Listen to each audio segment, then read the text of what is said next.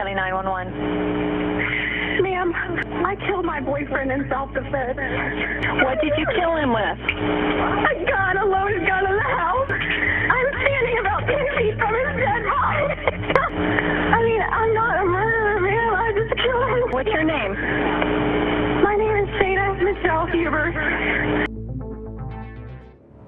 A young couple's love turned into a deadly obsession. One fatal night, secrets, lies, and a shocking murder unfolded, captured on camera and gripping the world's attention. The October 2012 killing of Ryan Poston by Shayna Hubers revealed obsession, emotional volatility, and disturbingly surreal behavior, making the case infamous worldwide. Her chilling composure during police questioning turned a private tragedy into a spectacle no one could forget. Subscribe for more deep dives into the world's most shocking true crime stories. Ryan Poston, a 29-year-old Kentucky attorney with a bright future and a love for chess, met Shayna Hubers through Facebook. To the outside world, they look like a power couple, young, ambitious, and successful. But beneath the surface, their romance was rocky, marked by breakups, volatility, and increasing emotional instability. Just 18 months after their initial social media connection, the relationship ended with Poston dead shot 6 times in his condominium in Highland Heights, Kentucky. The evening of October 12, 2012, turned the tragic tale into a media spectacle. Shayna Hubers waited as long as 10 to 15 minutes before calling 911, calmly declaring, "I just killed him in self-defense." She then recounted her side of the story. Poston, she claimed, had grown violent, thrown her around the room, and she acted to protect herself. Yet the scene investigators arrived at didn't fit the narrative of a struggle for survival. The living room was orderly, with no signs of a violent altercation. There were no physical injuries or evidence on Hubers herself indicating an assault. Ryan Poston, on the other hand,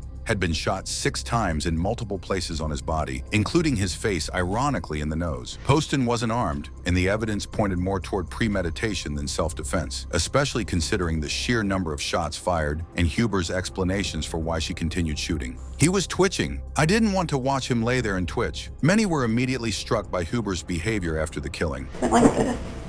Literally. That's when I knew he was dead. Or close to it, and twitching. Shot it once. And didn't shoot again for a while. But I was watching him die. And it was so painful to watch him die. And to know that I had done that. That I just walked around the table and shot him where I knew he would die immediately. She was brought in for police questioning, waived her Miranda rights, and while she requested a lawyer, she continued to speak voluntarily and incessantly. For nearly 3 hours, she talked, sang, and danced remarkably animated, sometimes joking about the murder and confessing details that were chilling in their lack of emotion. Officers and later the public watched as Hubers twirled and sang, "I did. Yeah, I did.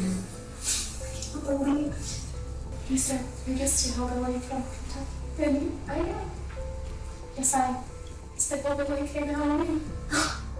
Many experts would later remark how rare it is to see such abnormal or perhaps performative behavior from someone just hours after committing homicide. A particularly chilling moment from the interrogation shows Hubers joking, "He wanted a nose job. I shot him in the face. I gave him the nose job he always wanted." Later on, she declared, "I did it. Yes, I did it. I can't believe I did that," and mused, "I'm so good at acting." Throughout her time in the interview room, her emotional state seemed to flicker. At one moment crying, then mere seconds later, stopping abruptly and shifting to a tone of glee or nonchalance behavior so odd that officers were convinced she was pretending. There was little evidence supporting her claims of abuse or violent struggle on the night of the murder. In fact, the prosecution's presentation of the evidence led the jury to conclude the murder was deliberately motivated by jealousy and obsession. The trial in April 2015 became a local and national spectacle, with much of the public transfixed not just by the crime, but by Hubers herself.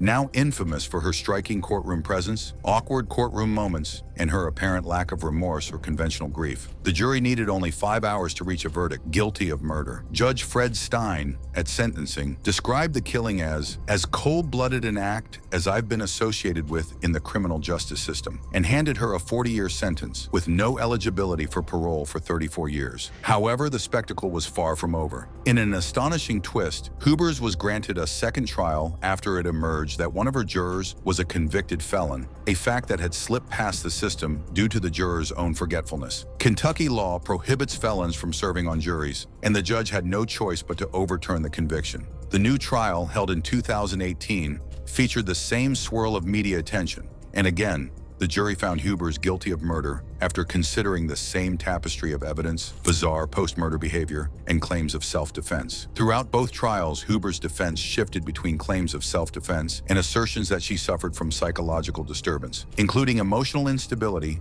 and potential mental health disorders. Her attorneys argued for lesser charges, insisting she was temporarily insane, but these claims failed to sway the jury. Psychological experts who examined Hubers debated whether her behavior after the murder reflected deep-seated disorders, shock, or manipulative performativity. Lead prosecutor Michelle Snodgrass noted that while trauma can produce abnormal responses, Hubers' conduct went far beyond anything typical. Singing, dancing, and theatrical declarations are simply not part of any recognized shock response. Interestingly, theories and speculation about the role of social media and internet fame were woven into the case, even though the murder itself was not broadcast live, nor caught on Facebook Live as urban legend sometimes suggests. Instead, police footage and the viral media spread transformed an isolated crime into a phenomenon dissected by viewers worldwide, most notably for Hubers' performance before and after her arrest. Beyond the spectacle, the Shayna Hubers case stands as a tragic reminder of the dark side of obsessive relationships and how emotional instability,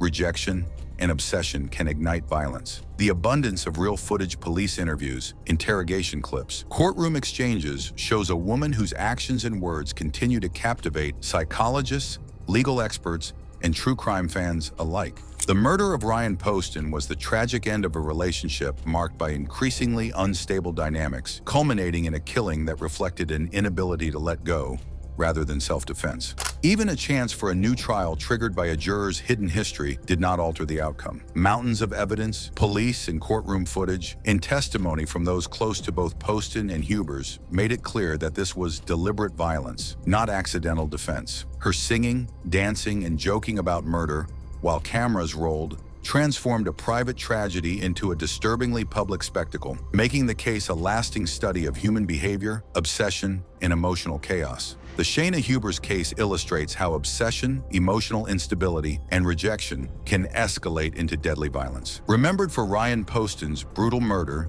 and Hubers' theatrical behavior after the crime, it remains a haunting example of toxic relationships, overwhelming evidence, and the consequences of letting emotions spiral beyond control. If this deep dive into the Shayna Hubers case fascinated you, hit the like button, share your thoughts in the comments, and make sure to subscribe to our channel.